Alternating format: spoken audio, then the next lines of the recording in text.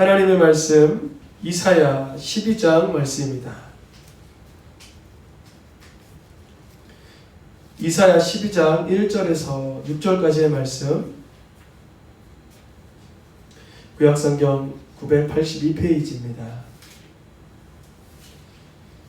이사야 12장 1절에서 8절까지의 말씀, 8절까지의 말씀입니다.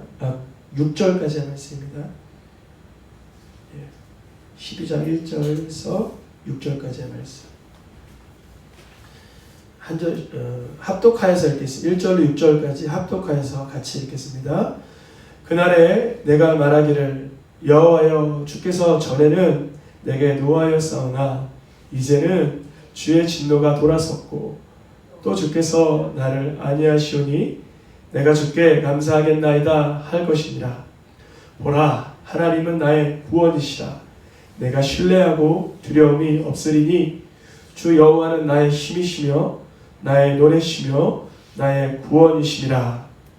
그러므로 너희가 기쁨으로 구원의 우물들에서 물을 기르리로라. 그날에 너희가 또 말하기를 여호와께 감사하라. 그의 이름을 부르며 그의 행하심을 만국 중에 선포하며 그의 이름이 높다 하라. 여호와를 찬송할 것은 극히 아름다운 일을 하셨음이니 이를 온 땅에 알게 할지어다. 시온의 주민다 소리 높여 부르라. 이스라엘의 거룩하신 이가 너희 중에 크심이라 할 것이니라. 아멘. 지금은 사순절 기간으로 사순절 설교 시리즈 다시 보는 십자가라는 주제를 가지고 말씀을 전하고 있습니다. 오늘은 네 번째 시간 같이 제목을 읽어보겠습니다. 시작. 구원의 기쁨, 그 자유함. 구원의 기쁨을 다른 말로 표현하면 자유함이라 할 수 있습니다.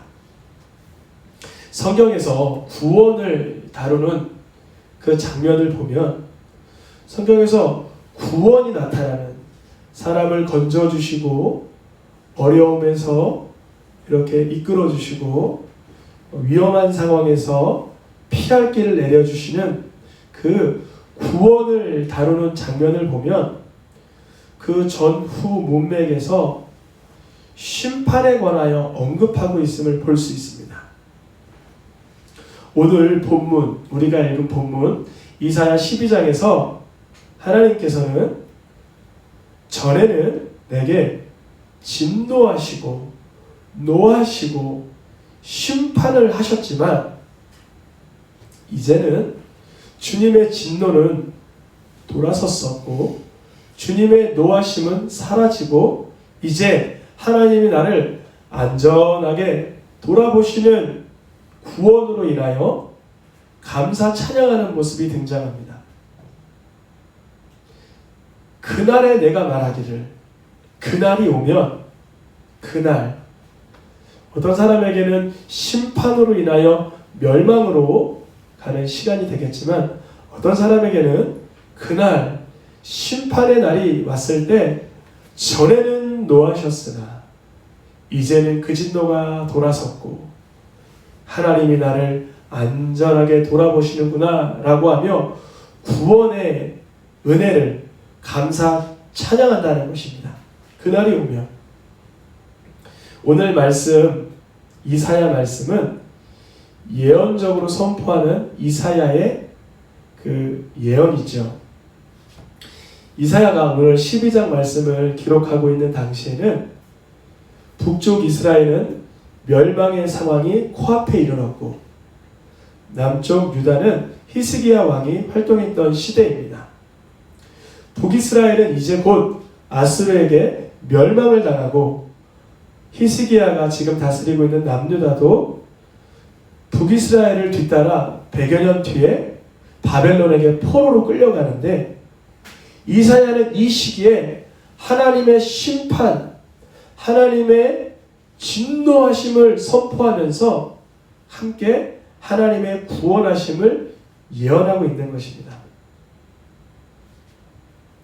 즉 이사야 말씀의 주된 흐름은 이렇습니다. 하나님은 죄악을 범한 이스라엘을 심판하시나 다시금 그들을 구원하여 주신다는 메시지가 이사야의 주된 흐름입니다. 그것을 한 구절로 요약하면 오늘 12장 1절처럼 여호와께서 전에는 노하신 듯하고 진노를 베풀어 우리를 정말 어려움 가운데 두신 것 같지만 이제는 그 진노가 돌아섰구나. 하나님 나를 보호하여 주시고 계시구나. 주님 내가 감사 찬양하겠습니다. 성경의 대부분 구원이 나타나는 장면에서는 그 저런 문맥에서 분명 심판을 이야기하고 있습니다.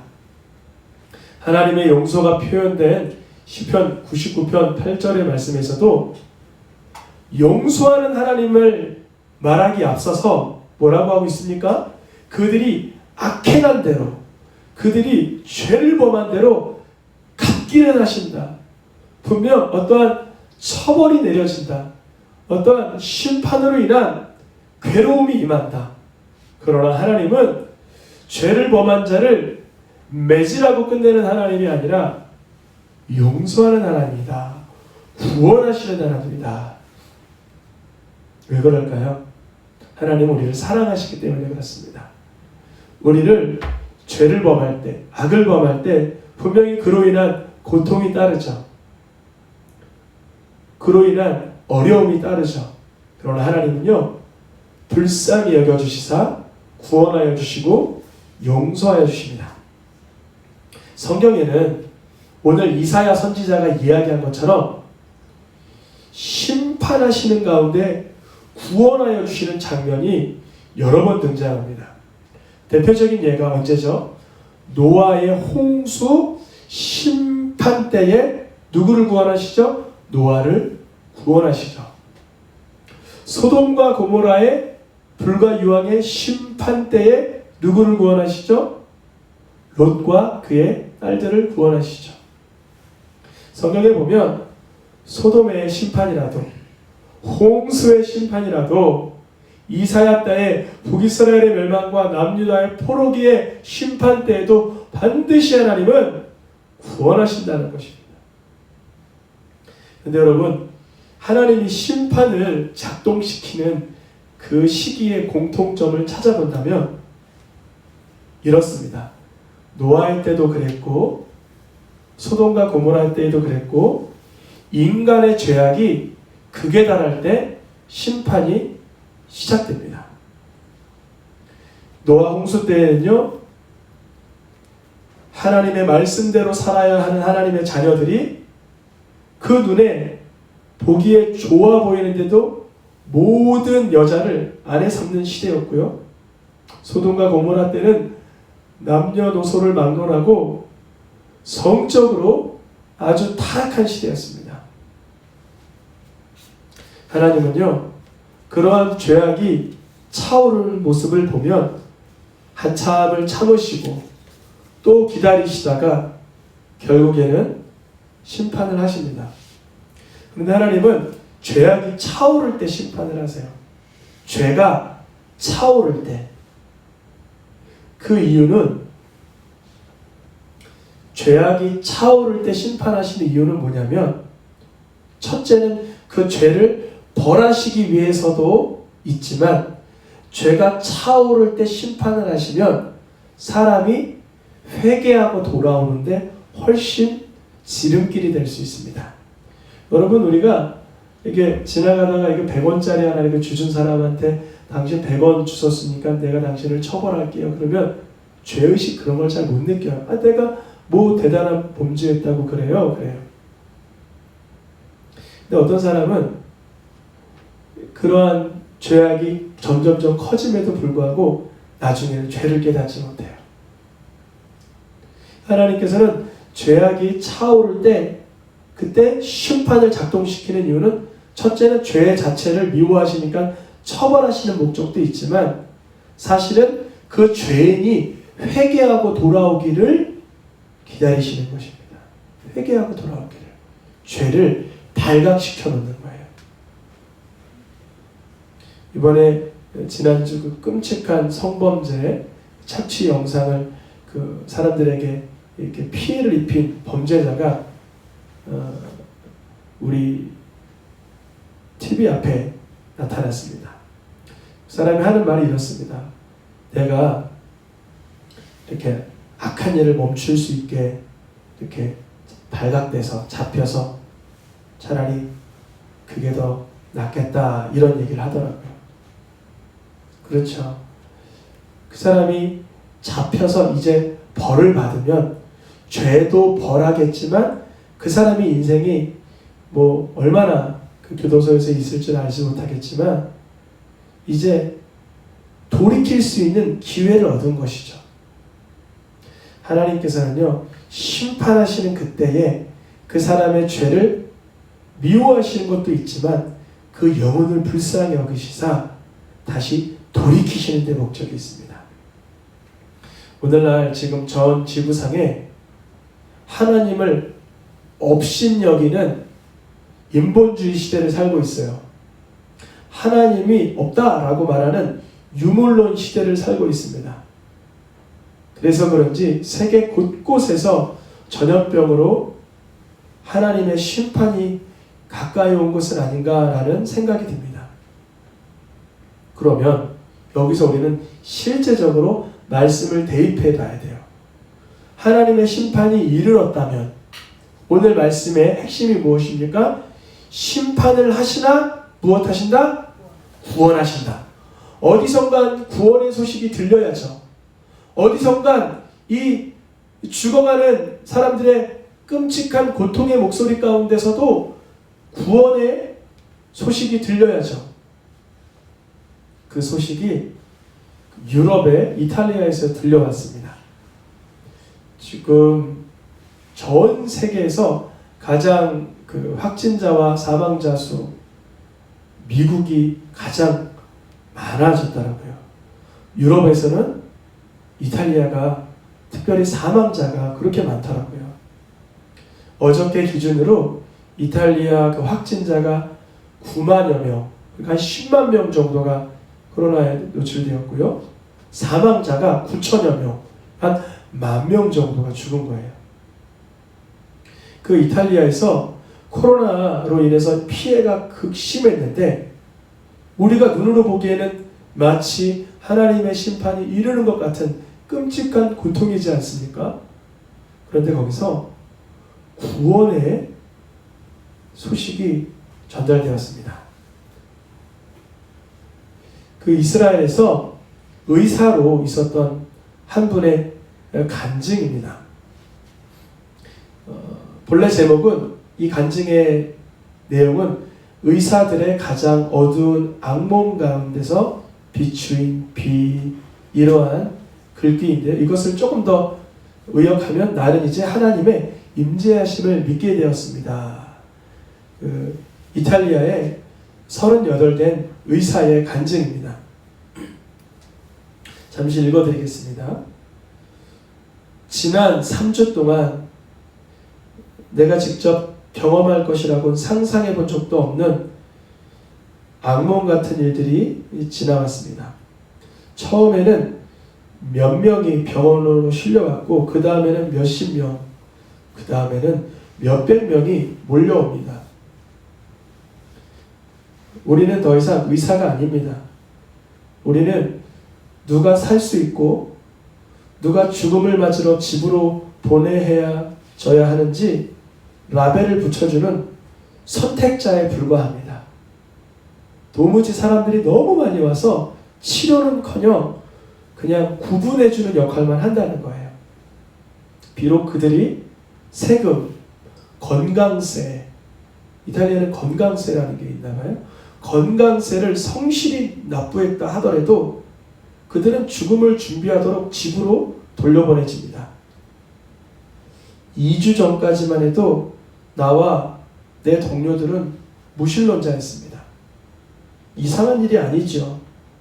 하나님의 임재 같은 거는 믿지도 의지하지도 않았고 논리적인 학문, 의학만을 배웠습니다.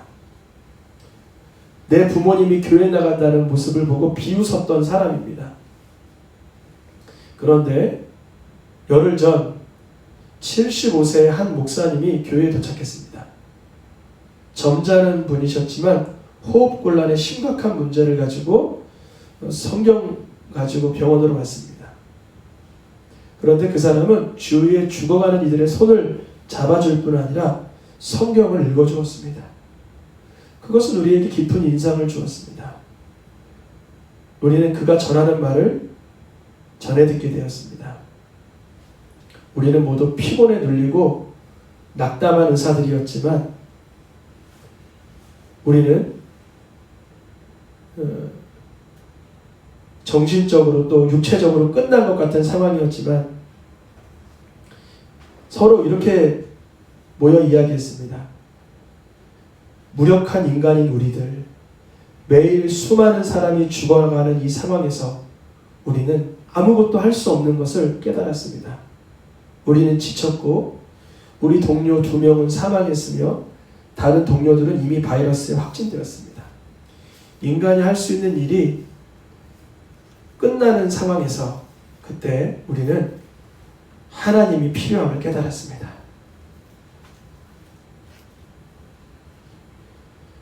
짧은 몇 분의 휴식이 주어질 때마다 우리는 하나님께 도움을 구하기 시작했습니다. 치열한 무신론자였던 우리들이 지금은 매일 평강을 구합니다. 우리가 환자들을 잘 돌볼 수 있도록 우리를 도와주시기를 주님께 구하고 있습니다. 또 그렇게 구하고 있는 우리 자신을 믿을 수가 없습니다. 어제 그 목사님은 돌아가셨습니다. 지난 3주 동안 120명이 사망했고 우리는 지칠 대로 지치고 무너졌지만 그분은 위중한 상태에서 어떻게도 도와드릴 수 없는 우리의 어려운 한계에도 불구하고 우리가 찾지 못했던 평강을 가져다 주셨습니다. 그 목사님은 주님 품으로 가셨으며 현재의 상황이 이어지면 우리도 그분의 뒤를 따를 것 같습니다. 나는 6일째 집도 들리지 못하고 마지막 식사를 언제 했는지도 모르겠습니다. 나는 지금 이 땅에서 나의 무익함을 깨닫지만 의사가 무익함을 깨닫는 거예요. 허망하게 죽어가는 환자 앞에서 나의 마지막 호흡을 다른 이들을 돕는 데 사용하길 원합니다. 나는 나의 동료들의 죽음과 그들의 고통에 둘러싸여 이제 내가 하나님께 돌아온 것에 대한 기쁨이 넘칩니다. 분명히 심판이죠. 고통이죠. 아픔이죠. 슬픔이죠. 괴로움이죠. 근데 그 한가운데서 이 한 의사의 간증은 구원이구나 하게 만듭니다. 한 손에 성경책을 들고 두려워하고 지쳐있던 영혼에게 예수님의 평안을 전한 목사님으로 인해서 이 상황은 반전된 것입니다.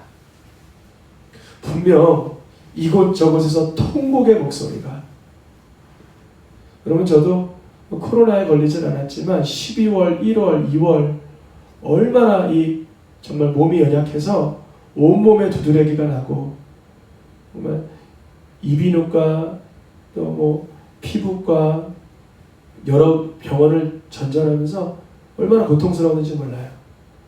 이 기침이 멈추지 않는 거예요. 저는 제가 무슨 죽을 병에 걸린 줄 알았어요. 그러한 고통 가운데서요, 이 의사는 하나님의 구원을 경험하는 것입니다. 하나님의 임재를 경험하는 것입니다.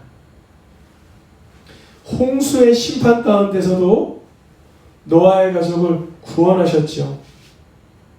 소돔과 고모라의 심판 가운데서 아브라함의 중보기도로 인하여 롯과 그의 딸들이 구원을 받았죠. 지금 이 코로나로 인한 어려움과 괴로움에 우리 모두가 노출되어 있지만 하나님은 우리에게 구원을 베풀어 주실 줄 믿습니다. 하나님은 우리를 향한 계획이 재앙이 아닙니다. 너희들 망해! 그게 아니에요. 너희들 잘못되라! 이렇게 하시는 것이 아니에요. 이 어려움과 괴로움과 심판의 때를 맞이한 것 같지만 하나님은요, 우리가 하나님께로 더 가까이 영원 구원의 나라를 누리라고 말씀하시는 것입니다. 구원은 심판 가운데서 일어나는 놀라운 영혼의 감격입니다. 심판으로 인하여 어떤 사람은 멸망받죠. 어떤 사람은 구원을 받죠. 그러면 멸망받은 사람은 못났고 구원받은 사람은 훌륭하기 때문에 구원받는 것입니까? 그것이 아닙니다. 전적으로 하나님의 은혜입니다. 이 이탈리아의 의사가 무신론으로 교회에 다니는 부모님을 조롱하던 사람이었지만 자신의 무능력함을, 자신의 허망함을 발견하게 된 것은 하나님의 전적인 은혜입니다. 똑같이 어려움의 환경에 노출되어 있지만 그 가운데 이 한 사람에게 하나님은 은혜를 베풀어 주시는 것입니다. 그래서 이 사람에게 무엇을 주셨어요? 평안을 주셨습니다. 이분의 간증 가운데 이렇게 말하고 있습니다. 죽음의 고통 가운데 둘러싸여 내가 하나님께 돌아온 것에 대한 기쁨이 넘칩니다. 좀 모순되지 않아요? 죽음의 고통 가운데 둘러싸여 내가 하나님께로 돌아온 것에 대한 기쁨이 넘칩니다. 성경에서 구원을 받았다라고 할 때요, 병을 가진 자가 치료받을 때 또 구원이라는 단어를 쓰고요, 배고픔에서 먹을 것을 얻게 돼도 구원받았다라는 말을 쓰고요, 위험한 상태에서 벗어나게 돼도 구원받았다라고 똑같이 표현을 합니다. 하나님을 믿던, 하나님을 믿지 않던 우리는 여러 상황, 여러 경우에서 우리 모두는 구원받았다라는 표현을 써요. 그리고 구원의 경험은 매우 통쾌하고 매우 짜릿합니다. 그런데 구원의 경험이 주는 공통적인 것은 뭐냐면 나 스스로 할 수 없는 것에서부터 다른 사람의 또 다른 형편의 다른 환경에 도움을 얻게 되는 것입니다.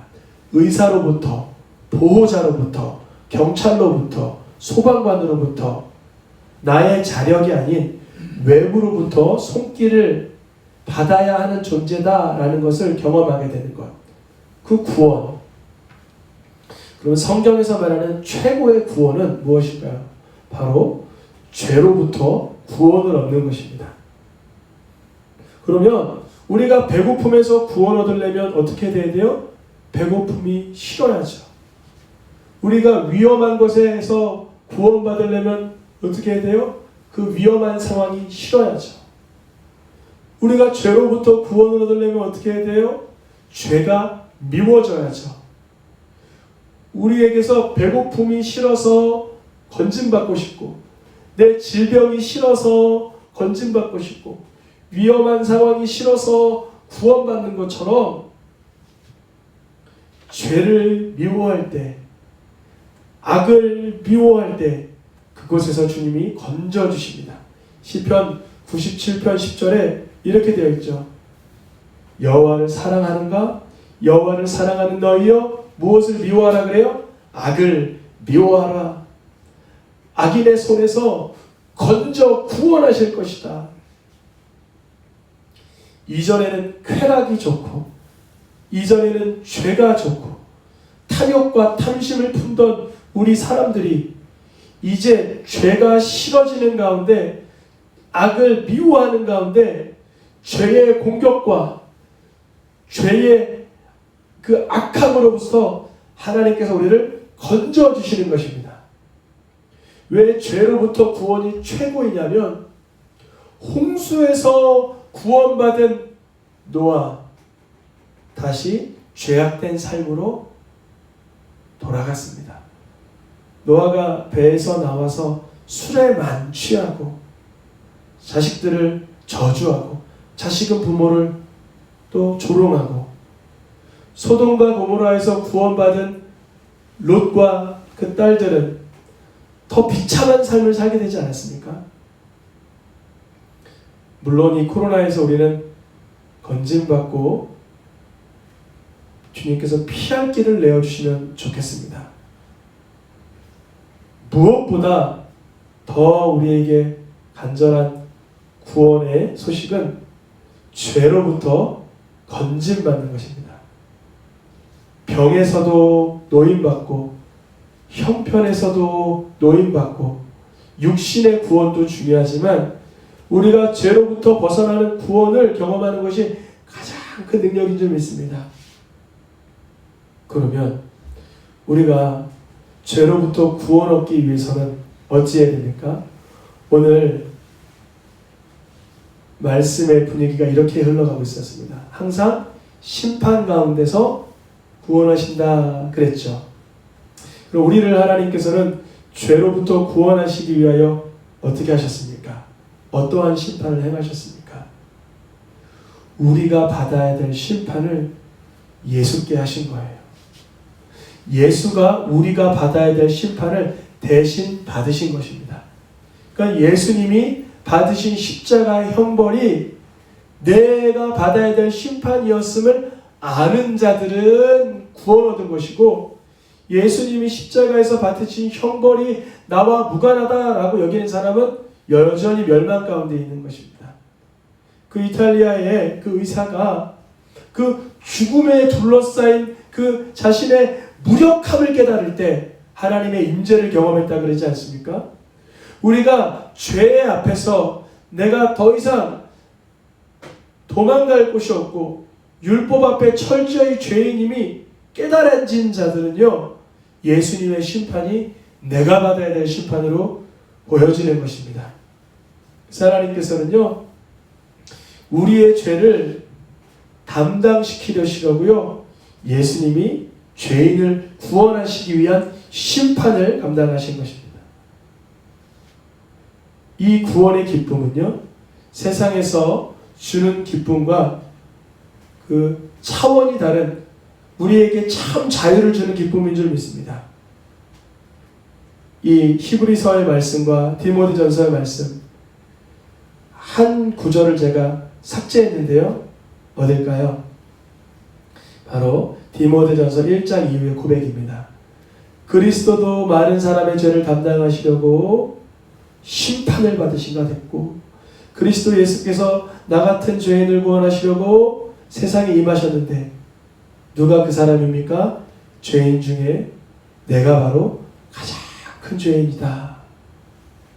이 영안의 눈이 열려야 구원의 기쁨, 그 참 자유함을 누리게 되는 줄 믿습니다. 이 코로나로 인해서 많은 우리 성도님들이 어렵고 괴로움의 상황에 있는 줄 압니다. 그러나 그 가운데서도 하나님, 내가 지금 하나님 앞에 들어야 할 음성이 있다면 듣게 하여 주시고, 또 하나님을 감사하고 기뻐해야 할 영역이 있다면 그리하여 달라고 우리의 영혼이 회복되고 주님의 구원의 은혜를 누리길 원합니다. 분명 괴롭고 여기저기서 그 통곡하는 소리가 있는 시대이지만 그 이탈리아 그 죽음의 한복판에서 구원의 목소리가, 하나님의 임재의 간증이 나온 것처럼 우리 새생명교회 모든 성도님들의 삶의 현장에서 구원의 기쁨, 그 참 자유함을 누리게 하실 줄 믿습니다. 찬양하며 함께 기도하겠습니다.